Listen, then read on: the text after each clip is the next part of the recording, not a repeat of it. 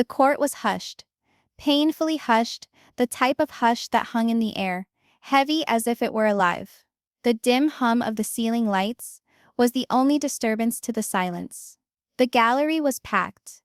Every seat occupied, with individuals leaning forward, their breaths caught in an airless anticipation, as if the room collectively held one beat.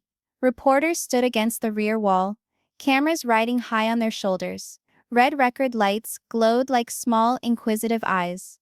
The corners of the room were heavy with a low hum of broadcast equipment. Outside the courthouse, hundreds of curious bystanders lingered, faces against glass doors, waiting for the next tidbit of this developing nightmare. Seated at the defense table was Kody Brown, his jaw so locked a vein pulsed above his temple. His hands were clasped in front of him, but they weren't motionless. His right thumb was drumming on his knuckle, over and over, constant, monotonous, agitated. His typically boisterous, loud presence was now shrouded in chilly quiet. His eyes, bright and wary, darted around the courtroom like a hawk observing a storm. At the prosecution's table across the room, Robyn Brown sat stiff and tight. Clutched tightly in her shaking hands was one folded letter. Her knuckles were white because she gripped it so hard. The paper was old, wrinkled, a little stained at the corner, and although she attempted to keep her breathing level, her chest swelled and sank in shallow gasps. The judge cleared his throat, its sound thunderclapping. "Call your next witness," he commanded, his tone firm and steady. Every eye snapped toward the double doors at the rear of the courtroom. They groaned as they slowly opened, hesitantly as if the hinges themselves realized the importance of the moment. A cold gust swept into the room. For a moment, even the air shifted. Then, footsteps, 1, 2, 3, measured, heavy, familiar. The audience agitated. Whispers spread through the gallery like miniature waves. One reporter breathed. "Is that?" Another promptly silenced him. Cameras zoomed in on the subject. Journalists raised their pencils. Everyone sensed it. Something major was about to go down. And then the figure moved completely into the light. The instant the individual was known, the room gasped. Some stood up. Robyn's lips parted in a manner as if she couldn't remember how to breathe. Kody paled. The tension from his jaw snapped for an instant, replaced by something raw, fear. It flashed quickly, but it was there. And that was all that was needed. The witness slowly advanced, her footsteps resonating like a countdown. Each step was more audible than the last. Kody adjusted himself in his seat, straightening his spine but holding on to the edge of the table until his knuckles were white. As the figure approached the stand, the judge's officer reached out to escort them. But the witness didn't require it. Their gaze was focused directly ahead. Not on the judge, not on the jury, not even on the spectators, but on Kody. A gaze that sliced through the air like a knife. Robyn's hands shook more violently now. The creased letter crinkled against her hand. For weeks she had secreted it away, not knowing if she should turn it over.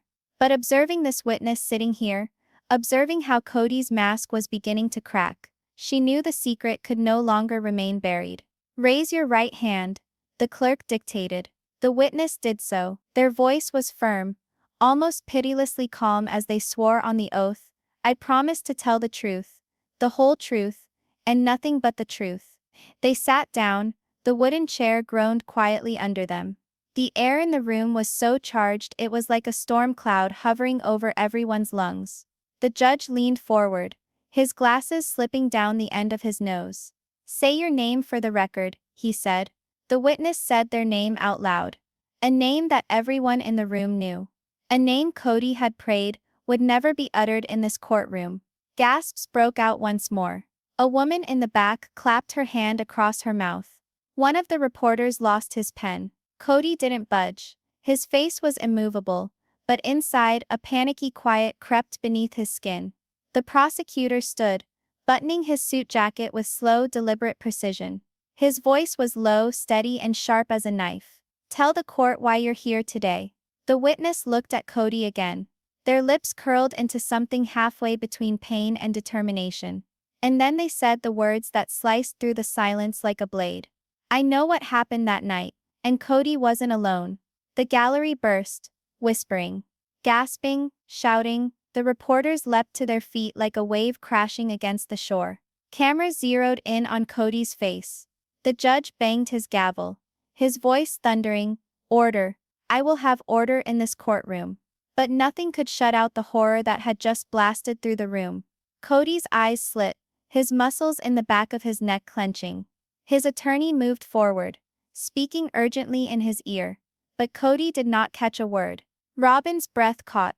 The letter she'd been holding started to fall from her shaking hands. She leaned forward, pressing her other hand to her lips, her brain whirling. This was not according to plan. The letter, the one she'd promised she'd never share, now seemed heavier than anything. The judge at last re-established silence. The jury shifted uncomfortably in their chairs, their tense faces pale. Even they could sense the change. Something enormous had just been started. The prosecutor leaned slightly forward. "Would you care to tell me," he asked gingerly, "who was with Kody Brown on the night in question?"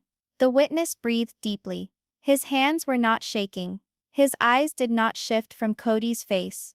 For the first time in weeks, Kody appeared discomfited, not furious, not in command, but trapped.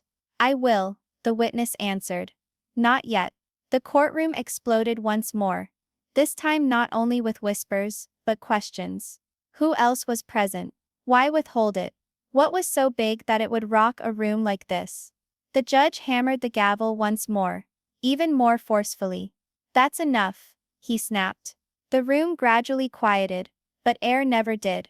It was still charged, live with suspicion and terror. Kody leaned forward in his chair, mumbling something through clenched teeth to his lawyer. Robyn gaped at him, her mouth dry. In her hands, the letter slipped completely from her fingers and onto the floor, dropping with a soft thud that seemed improbably loud in the silence of the room. The letter unfolded a little as it fell, and something dark was visible smeared along its edge. A blood-red fingerprint. Someone in the front row gasped audibly. A reporter leaned down, trying to see it. The prosecutor's eyes flicked toward the letter, then back to Robyn. She froze. She hadn't meant for anyone to see it. Not now. Not like this. "Miss Brown," the prosecutor said slowly, "is there something you'd like to share with the court?" Robyn didn't respond. She couldn't. Her hands shook so uncontrollably now that she pushed them onto the table to keep herself steady. Her gaze shot between the letter on the floor and Kody. Kody noticed that too. The mask he wore for weeks, cold, controlled, confident, began to crack. For only a moment, but it was sufficient. His nostrils flared. His fingers curled around the edge of the table like claws. His jaw clenched again. "Bailiff," the judge ordered. "Bring that letter." The bailiff came across the room, crouching slowly as if the letter was a live wire. All eyes trailed after it. The judge and every other person in the courtroom observed the folded paper being placed in the judge's hands. The red fingerprint stood out on the pale white. The judge scowled. "Whose is that fingerprint?" he demanded. No one replied. The witness fidgeted in their seat. A faint smile, one of knowing but not joy, found their lips. Kody crouched forward, as if to spring. Robyn closed her eyes and felt the warm slide of a tear down her cheek, though she tried her best to stem it. "This," the judge stated flatly, "will be entered as evidence." And in an instant, the trial was no longer the same. It wasn't about what Kody did or didn't do anymore. It was about who else was in on it. About the secret that had been hidden deep, and was now digging its way back into the light. The prosecutor faced the witness again. "Let's begin again," he said quietly, the way a predator might circle its prey. "You indicate that Kody wasn't by himself. So tell us who was with him." The witness shifted her head. Her eyes darted for a split second toward Robyn. And in that instant, the whole courtroom knew. Whatever truth was about to come, it would rewrite everything. The courtroom was a storm about to unleash itself. The judge rocked forward in the bench, the letter of blood-red fingerprint sitting before him like an arsenic-tipped gun. The jurors' faces were white, stiff with expectation. No one took a breath too loudly. The witness was straight in the chair, hands folded neatly on their lap, as if they'd waited 20 years for this very moment. "Witness," the prosecutor said softly, stepping closer. You stated that the defendant wasn't alone that night. We're asking again, who was with him? The words echoed around the room. Kody shifted in his seat. His lawyer leaned close, whispering something urgent, but Kody brushed him off with a small flick of his hand. His jaw was locked. His eyes were trained on the witness like a wolf cornered, but not yet ready to back down. The witness allowed the silence to extend. Each second that passed made the tension within the room draw tighter like a cord around the collective neck of everyone within it. Eventually they breathed in deeply. She was, they said in a simple statement. The word she fell like a stone cast into a quiet pond. Whispers of ripples scurried across the gallery. All the reporters sat up in shock. Even the judge halted for a moment. Who? The prosecutor pressed. The witness turned their heads slowly, deliberately, until their gaze settled on Robyn Brown. Gasps erupted. Robyn's lips parted. She shook her head slightly, like a person who had just heard something in a foreign language. No, she whispered under her breath. The prosecutor's voice was calm, but sharp as a blade. You're saying, Robyn Brown was there? The witness nodded once. No hesitation. The response was instantaneous. 50% of the gallery rose to their feet. Some yelled. The bailiff growled orders for quiet. Cameras closed in on Robyn's amazed face. Her hands went flying up to her chest, as if to hold her heart in place. Kody's head whipped toward her. What he directed at her wasn't shock. It was fury. Order, order in this courtroom. The judge boomed, again and again banging his gavel. Robyn's voice broke. That's not true, she whispered tremulously. I was not there. I was not. She reached for Kody as if pleading for assistance. But his expression had set into something unfamiliar. His jaw flexed, eyes tight. He didn't outstretch his hand. He didn't even flinch. The prosecutor moved closer to the witness stand. How can you be certain? How do you know Robyn Brown was present that evening? The witness's eyes clouded over with memory. Because I saw her. I saw her standing right next to him. And she wasn't just there. She was part of it. The crowd erupted again. It took almost a full minute to get the room quieted down. This wasn't an accusation. It was an explosion. Robyn stood there, her chair screeching against the ground. This is crazy, she shouted. I loved him. I stood by him through all of this. I wasn't there that night.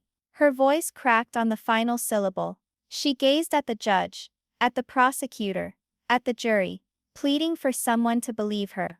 But the courtroom caught a whiff of blood now, and no one could overlook the letter with the blood-red fingerprint, sitting on the evidence table like an unspoken confession. The prosecutor swung around to the bailiff. Bring the letter forward.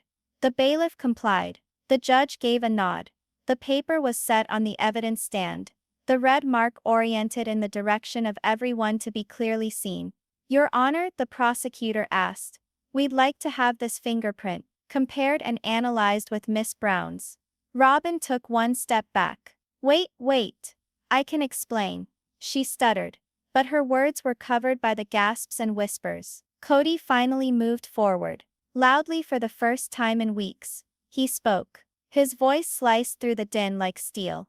Robyn, why would your fingerprint be on that letter? Her whole body chilled. Kody, no. She breathed, shaking her head furiously. Don't do this. Don't pretend like I was involved in. You promised you had nothing to hide. Kody broke in, his tone deadly quiet.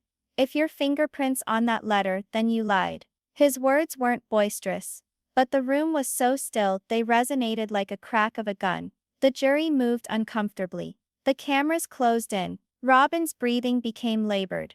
Her masterfully constructed wall of control was crumbling. I didn't do anything, she repeated. But even she no longer sounded certain. The prosecutor turned the witness around once more. What did you see?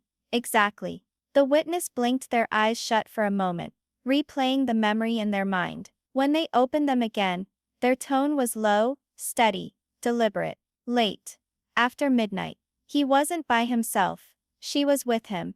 I saw them at the gate. They were talking softly. And then, the witness hesitated. Their gaze darted towards Kody. And then she gave him something. The whole courtroom sat forward as one. The prosecutor's eyes narrowed. Something? What? I couldn't see very well, the witness admitted, but it seemed like a letter, and his hands were trembling when he opened it. The prosecutor moved closer to the defense table. Mr. Brown, he snapped. Do you deny you were with Robyn Brown that night? Kody didn't reply initially. He leaned back, arms folded, his face impassive. Then he responded. I don't remember. A collective gasp echoed through the room. Robyn's knees trembled slightly. She clung to the table for support. Kody, she whispered, you promised we'd never speak of that night again. The whole room stilled. It was as if the world had shifted. Each word bounced off the walls in slow motion. Too late. She understood what she had just said. The prosecutor didn't have to prod any further. The damage was already done. You said, he reiterated slowly, moving closer, you'd never speak of that night again. He gazed at the jury. Ladies and gentlemen, if that isn't an admission, I don't know what is. No, Robyn screamed. You don't understand. That doesn't mean I was there. It doesn't mean I did anything. But Kody's face told it all. There was no longer any shock in him. Only calculation. Survival. You were supposed to protect me, she whispered to him. He glared at her. Cold. I'm not going down for something I didn't do, she gasped, the words sticking in her throat. You're lying. The prosecutor glanced back at the witness. What did you do next? The witness's hands clenched a little, their tranquil facade faltering for an instant. I heard shouting, they replied. A crash, and then I heard nothing. When I approached, I saw Kody by herself. She was no longer there. The letter on the floor. The judge's gavel sounded through the courtroom once more. The court will recess briefly, he stated authoritatively. Bailiff, remove the evidence. But as people began to rise from their seats, chaos followed. Robyn turned toward Kody, tears streaking down her face. You're not going to let them do this to me, she said, almost begging. He didn't respond. He didn't even look at her. You're the one who, she started, but stopped herself, realizing the cameras were still rolling. The bailiff approached her gently. Ma'am, please step back. The witness sat, eyes fixed, unmoving. Finally Kody rose, adjusting his tie like a man who'd made up his mind which side of the line he was on. Outside the courtroom doors, a hail of shouted questions seeped in through the glass. Microphones shoved into the tiny openings. Is it true? Was Robyn there that night? Did Kody Brown just turn on her? The mood had changed completely. A moment before, Kody had seemed invincible. Now the room witnessed a man who would allow someone else to burn to save himself. Inside again, Robyn dropped into a chair, her face in her hands, her lawyer's low hum of panic. But her thoughts were racing too quickly to catch a word. The letter, the fingerprint, the witness, Kody's betrayal, and over it all, the truth she had hidden was tearing its way back out. 15 minutes passed before the judge came back in. The courtroom was still humming like a live wire. The eyes of the jury were now on Robyn, not Kody. The balance in the room had been switched, and Robyn felt it bearing down on her chest, restricting her from breathing. Court is back in session, the judge said. The prosecutor did not delay. Your Honor, on the basis of the testimony and physical evidence, the state would like to have Robyn Brown testify. Her head snapped up. No, she whispered. I can't. The judge's stare was unyielding. Mrs. Brown, you must testify. Kody reclined in his chair, his expression uncomprehending. The witness interlaced their fingers, waiting. And Robyn, quivering, breathing in ragged gasps, stood up. Her heels tapped against the ground with each hesitating step. When she took her seat on the witness stand, the clerk retook the oath. Her voice broke on saying, I swear to tell the truth. The room was so quiet that even her trembling was audible. The prosecutor rested his arms on the edge of the podium. His voice was gentle but dangerous. Robyn, where were you that night? She glared at her hands, not daring to glance at Kody. I don't know, she whispered. Louder, please. I don't know, she yelled, her voice cracking. I was frightened. Okay. The jury shifted. The gallery was silent. What were you frightened of? The prosecutor asked. She hesitated. Tears streamed down her eyes. Of him, she finally whispered. of what he was going to do. Kody's hands came down on the table. "She's lying," he shouted. The judge spoke loudly. "Mr. Brown, please control yourself." But the harm was done. The jury had witnessed the glint of anger in his eyes. They'd heard the terror in hers. And in that fleeting moment, the whole narrative seemed to shift. Robyn glanced up, her voice snapping like fragile glass. "I didn't want it to happen. I never wanted any of this." But that night, everything changed. The prosecutor leaned forward. "Then tell the court exactly what happened that night." She froze. Her lips opened, but nothing came out. The truth was trapped somewhere between fear and loyalty. A loyalty Kody had just destroyed. Everyone was staring at her. Kody glared at her like a man challenging her to talk. The witness glared like someone who had waited years for justice. And the jury sat patiently like individuals who were going to hear something confidential that would destabilize all things. At last, with a shivering breath, Robyn spoke in a whisper. He wasn't the only one with blood on his hands. The atmosphere within the courtroom became heavy and dense, like an oncoming storm cloud about to explode. Robyn's statement lingered in the air like smoke. He wasn't the only one with blood on his hands. The instant she said it, you felt the floor shift under everyone's feet. The jurors stiffened. Reporters stopped mid-scribble. Even the judge dropped his glasses a little, his keen eyes narrowing on her. The prosecutor edged closer to the witness stand, cautious, deliberate, like someone going up to a frightened animal that would dart away at any moment. His voice was low, controlled, but cutting through the strain like a knife. "Robyn, what do you mean by that?" Her breath was unsteady. Her fingers grasped each other in her lap, white from how tightly she clenched them. She stared down, then up, then finally at Kody Brown. His expression was inscrutable, but his eyes burned. She started quietly. "I didn't murder anyone. I promise I didn't, but I was there." The courtroom exploded into gasps. Someone in the gallery shouted, "She admitted it," before a bailiff shushed her. The judge banged the gavel. "Order, order in the court." The commotion faded, but the tension only became more keen. Every individual in that room sat forward, as if the entire building was holding its breath, awaiting Robyn's next intake. The prosecutor nodded slowly. "Take your time. Tell us what happened." Her throat bobbed as she swallowed. The tears she had been struggling to keep back now fell. Not soft, silky tears, but thick tears that weighed in with the years of secrets she had kept. Her voice broke as she talked. "He said it would only take a moment, that nobody would be harmed. He promised I just needed to keep my mouth shut." Kody clapped his hand on the table. "That's a lie," he shouted. "She's lying through her teeth."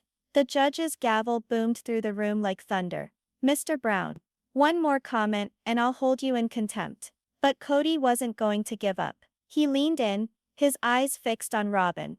"You're taking things out of context. You wanted this as much as I did." The whole courtroom sucked in air. Robyn winced. "Don't you dare," she breathed, her voice shaking. "Don't you dare make me do this." "Then speak the truth." Kody sneered. "Tell them why you composed the letter." Her head jerked upright. "You forced me to write it." Kody laughed.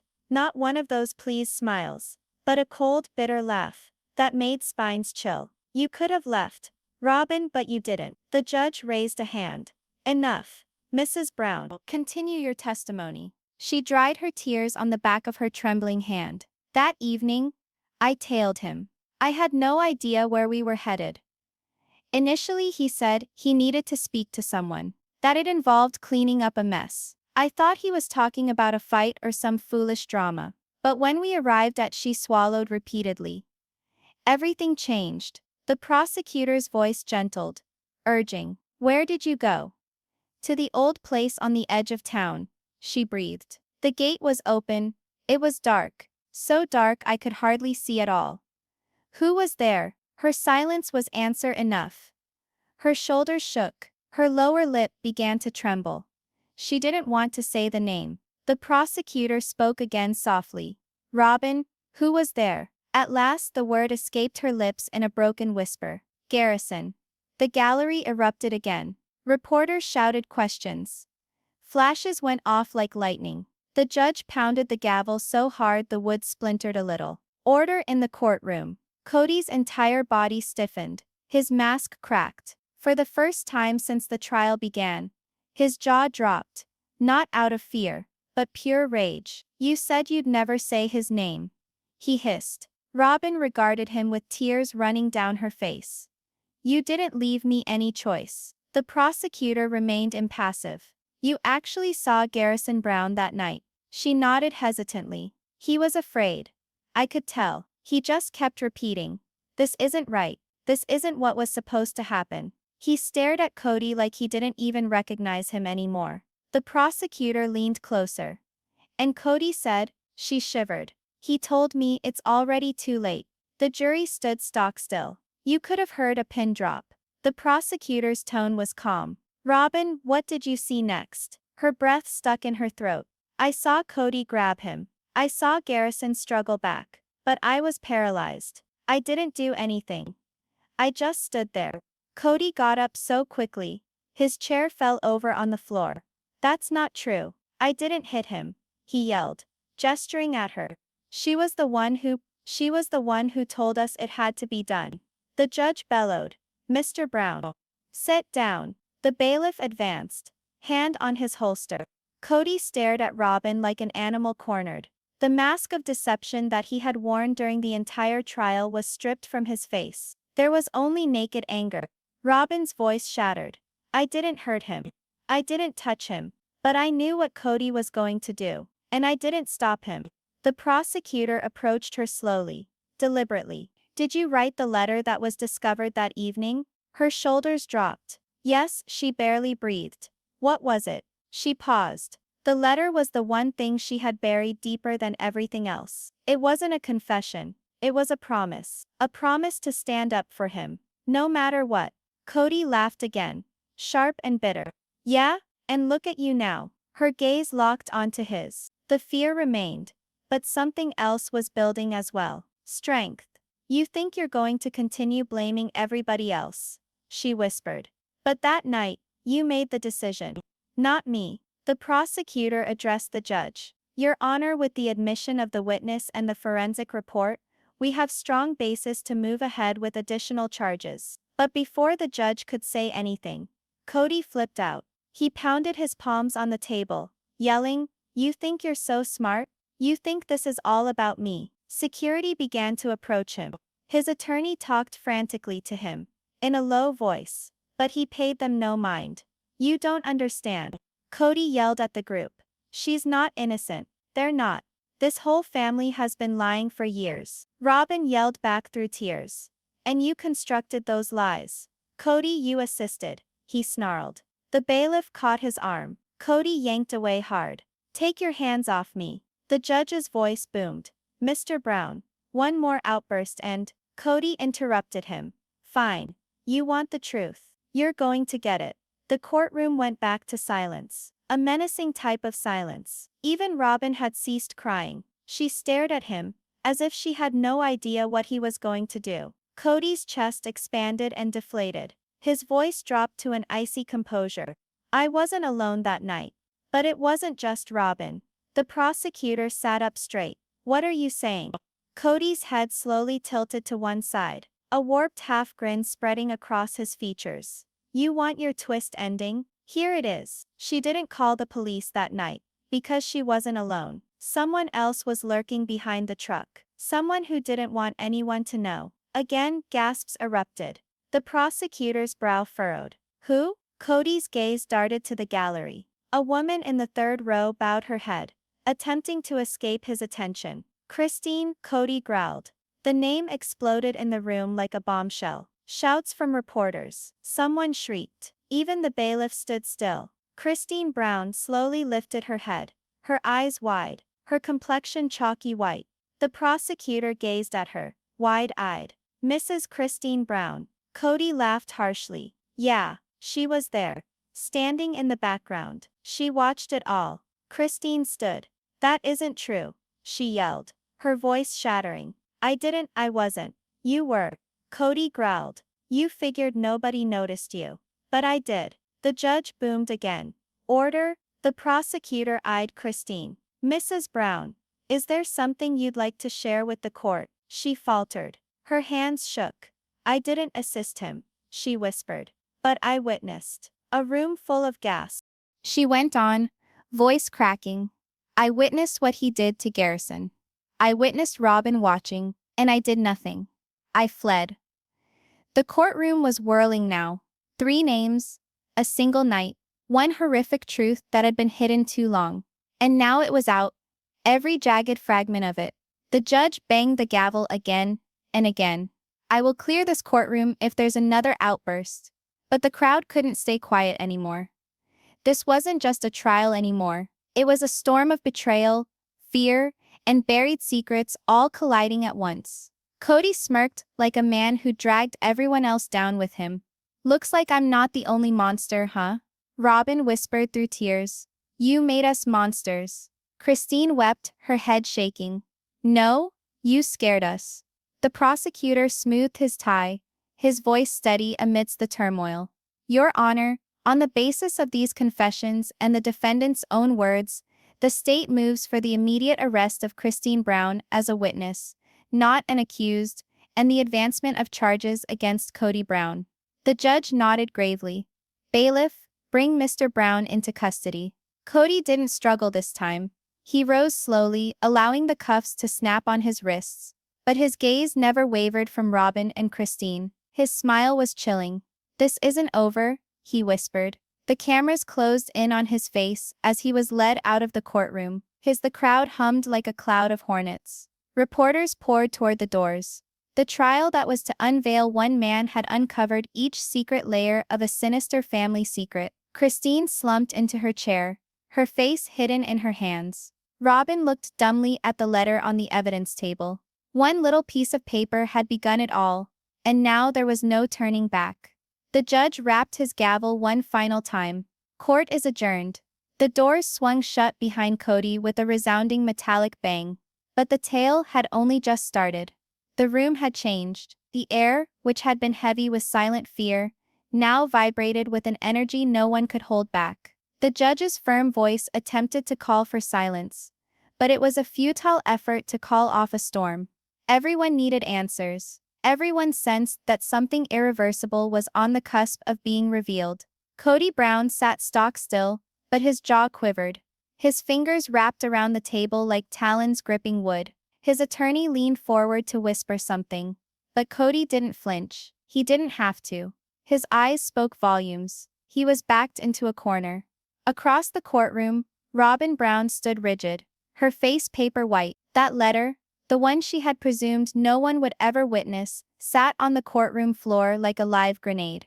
The lone red fingerprinted surface of the letter shone under the harsh overhead lights. It didn't merely whisper secrets, it screamed them. The judge at last brought down the gavel once more, voice ringing out, "Order! This courtroom will have order." The murmurs died down slowly, but the eyes of every single person remained locked on that small damning piece of paper on the floor. The prosecutor, a woman with a steel gaze and calm voice, stepped forward. "Your Honor," she said carefully, "I'd like to address the witness." The witness, still calm but visibly restraining more, kept his eyes fixed ahead. His hands were trembling, not out of fear but from the gravity of what he was about to release. "Proceed," the judge permitted. The prosecutor's gaze narrowed ever so slightly. "You claimed Kody wasn't alone. That suggests more than one individual was present during the event that evening. Who was he with?" The courtroom was silent once more. Even the hum of the lights overhead seemed to dissipate. The witness took a slow breath. Their tone was light but weighty. "It wasn't only him," the witness continued. "Robyn was present as well." Gasps rippled through the courtroom like a burst of gunfire. Even the court reporter froze, typing for the briefest instant. Robyn's hands went flying to her mouth. She shook her head vigorously. "And no," she stuttered. "That's not true. I wasn't there." But the witness didn't blink. "Yes, you were. I saw you." The judge leaned forward. "I remind the witness, you are under oath." "I know, Your Honor," the witness said. "That's why I'm telling the truth." Robyn's lawyer leapt to her feet at once. "Objection, this is a fabrication, a direct attack without evidence." The prosecutor smiled faintly. "Oh, there's evidence." The judge glared at both sides, then nodded. Go on. But carefully, the prosecutor strode to the evidence table and picked up a small transparent plastic bag. In it was something the whole courtroom had never seen before. A picture. Not a recent one, but from the night in question. The photo had crumpled edges, as if someone had attempted to ruin it but didn't quite manage. Your Honor, she held up the bag. This was seized from the property of the witness. It's an original photo print, no digital manipulation, and it puts both Kody and Robyn at the crime scene. Kody's face turned hard as stone. Robyn started crying. Not loud, not phony, but a shuddering soft cry that was drawn from some deep place. Mascara ran down her cheeks, and she gripped her skirt as if it was the sole thing keeping her from falling apart. Please, no, she muttered. The prosecutor flipped the picture towards the courtroom. The picture was grainy but indistinguishable. A car, a dirt road, the silhouette that appeared to be Kody, and just a few feet off, Robyn's indistinguishable shadow. The timestamp was evident. The location was all the more so.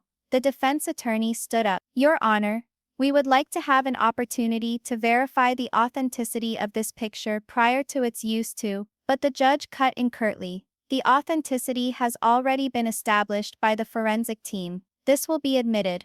The defense lawyer sat down slowly. Kody refused to look at Robyn. He did not even blink, as if the two of them were strangers in that room. They had once been together. Now they were co-defendants.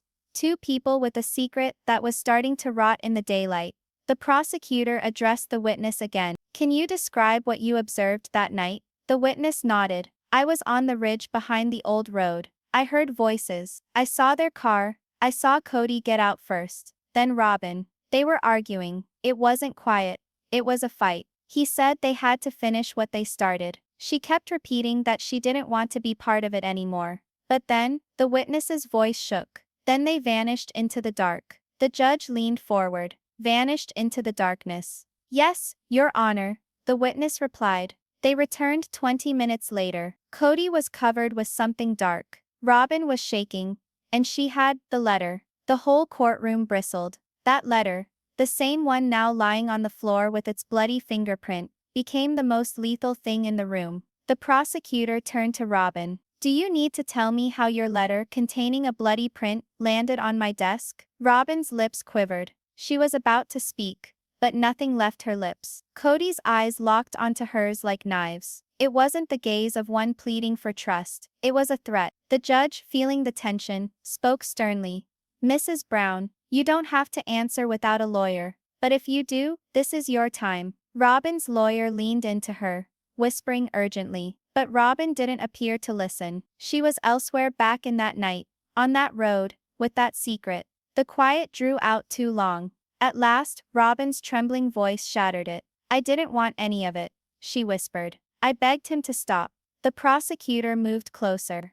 But you were there. Robyn's eyes welled up with tears. Yes, gasps rang out again. A confession, not the whole truth, but a breach in the wall that Kody had erected so diligently. His face contorted in anger. His lawyer spat. Do not say another word. But it was too late. Robyn had opened the door that couldn't be closed again. The judge slammed the gavel. Court will recess for 30 minutes. As the courtroom burst into chaos, the bailiff strode in to take the evidence. Robyn leaned against her chair and wept softly. Kody didn't console her. He didn't even glance at her. He stood frozen, his mind computing, cold and keen. The witness was taken away for safekeeping. Reporters outside were already yelling, their cameras popping. The world was going to learn something much larger than anyone could have ever dreamed. As the room emptied slowly, the letter on the ground sat there in the middle like a quiet specter, its bloody fingerprint, a guarantee that the truth wasn't finished, revealing itself yet. And in that instant, for the very first time since the trial started, Kody Brown looked frightened. The courtroom doors swung open once again. 30 minutes later, the air was different now, keener, colder. What had once been merely another test had grown into something greater. The hallway was filled with reporters like a swarm, and their questions ricocheted from the heavy wood of the courtroom doors. The gallery inside was full again. Nobody wanted to miss what was about to happen. At the defense table, Kody Brown sat rigid, his suit immaculately pressed, but there was something new in his eyes, something close to feral. In front of him, Robyn Brown was transformed. The tears had disappeared. Her face was pale but set, her hands clasped firmly in her lap. She was not the shattered woman from before. She was a person poised on the edge of whether to incinerate it all or remain silent forever. The judge stepped in. Court is back in session. The sound of the gavel on the block rang out like thunder. The prosecutor stood up, voice firm but heavy with tension. Your Honor, in light of Mrs. Brown's previous testimony, we'd like to bring the witness back for additional testimony. The defense attorney immediately interjected. Objection. We feel that the recess was spent coaching the witness. The judge's eyes tightened. Overruled. Call the witness. The doors opened once more, and the witness came back, walking confidently now. They were no longer merely a witness. They were the solution to it all. All eyes in the room trailed them to the stand. The prosecutor walked up slowly. Earlier you were saying that both Kody and Robyn were present at the scene, but you were not saying what you did once they returned from the darkness. Are you prepared to speak to us about it now? The witness took a breath. Yes. The judge leaned forward. The whole gallery was silent, holding its collective breath. The witness spoke, lowly at first, but gathering strength with each word. When they returned, something was amiss. Kody's shirt was dripping wet, not with mud, not with liquid. It was blood. A shiver ran through the courtroom. Robyn closed her eyes, white-knuckling the table. The prosecutor questioned cautiously. Whose blood? I don't know, the witness replied. But he was calm, too calm, like somebody who already accepted what they did. Robyn was crying, pleading with him to go to the police. But he said, we finish what we start. And then he took something out of the trunk. The prosecutor moved closer. What was it? The witness paused for a moment, mustering courage. A shovel. The courtroom gasped. A voice in the audience whispered, oh my God. Robyn had opened her eyes now, and they were brimming with tears. This time though something else as well. Guilt. The defense attorney pounded his hand on the table. All this is just imagination. There's no evidence of any of this. The prosecutor spun around. There is. She gestured to the bailiff, who produced a box sealed in evidence tape. Inside, neatly arranged in an evidence bag, was a rusty shovel. The handle retained remnants of dried reddish-brown stain. This, she announced, was found last week from a dried-up riverbed 2 miles away from the area in question. Forensics attested to the DNA discovered on the handle as that of the victim. Silence dropped over the room so profound, breathing almost sounded too loud. Kody didn't blink, but his knuckles paled as he clutched the defense table's edge. Robyn breathed softly under her breath, a whisper barely distinguishable from prayer. I told you it wouldn't go away. The judge peered over his glasses. Mr. Brown, compose yourself. The prosecutor refocused on the witness. What did you do next? The witness slowly nodded. Kody informed Robyn she didn't have any other option anymore. That turning back was too late now, and she assisted him in burying it. The defense attorney jumped up. Lies. Robyn didn't disagree. She didn't even glance up. Her hands shook. The prosecutor asked gently but firmly, Mrs. Brown, is that true? For what felt like an eternity, Robyn remained silent. She was looking at the table, her breathing shallow. Then, like a dam that had finally burst, she breathed softly. Yes, it wasn't loud, but it didn't need to be. Those 3 words created a ripple in the room. Gasps, sobs, and curses filled the air. Kody's head crept toward her slowly. The expression he gave wasn't one of love. It was one of betrayal, cold and vicious. The judge slammed the gavel. Silence, silence in this court. But silence was not forthcoming. The gallery was pandemonium. Reporters scrambled to take notes. Cameras flashed. The defense team spoke in urgent huddles to one another. The prosecutor remained unruffled, witnessing the empire Kody had created crumbling before him. Mrs. Brown, the prosecutor stated, you realize the gravity of your statement? Robyn nodded weakly. You're acknowledging that you assisted in covering up what occurred that evening. Her voice broke. I didn't know what to do. He threatened that if I said anything, he would ruin everything. My children, my existence. Kody banged his fist on the table. The bailiff jumped forward at once. Enough, the judge thundered. Mr. Brown, you will behave yourself, or you will be ejected. Kody backed away slowly. But his stare never wavered from Robyn. It was the sort that could lock a person in place. The prosecutor insisted. Mrs. Brown, what did actually happen to the victim? Robyn gulped a breath. We fought. All of us. It became heated. He, Kody, lost it. I heard a scream, and then everything was silent. When I came running over, it was too late already. The judge's face was stern. The jury listened to every word she spoke as if the outcome of their decision rested on every breath. And the letter? The prosecutor asked quietly. Robyn's eyes welled up again. It's his handwriting. He forced me to sign it, said it would protect us both. It was an alibi. A false alibi. But when I handled it, there was blood. His blood. The killer's blood. The letter, the one everyone had stared at earlier, suddenly became the center of gravity again. It wasn't just a piece of paper anymore. It was the thing that tied everything together. Kody's lawyer tried to object again. But this time, the judge didn't even let him finish. Overruled, the judge snapped. We are past technicalities. Robyn finally looked up at Kody. Her lips trembled. I'm done protecting you. That statement rang out like a shot. Kody's expression blanked. He did not yell this time. He did not stir. He simply sat still, the mask at last dropping from his face. The prosecutor turned toward the jury. Ladies and gentlemen, you've just heard the truth from someone who lived it. You've seen the photo, you've seen the shovel, you've seen the letter, and you've heard her confession. No amount of defense strategy can hide what happened anymore. The defense lawyer attempted to retake charge, mumbling of coercion, of fear, of love turned awry. But everyone had stopped listening. The burden of proof hovered on the horizon, like the hangman's hammer waiting to fall. The judge glanced at the clock. It was late. The trial was not finished, but the tale had shifted. Kody was no longer merely the accused. He was now the man who everyone in that room felt certain had done it. The judge addressed sharply.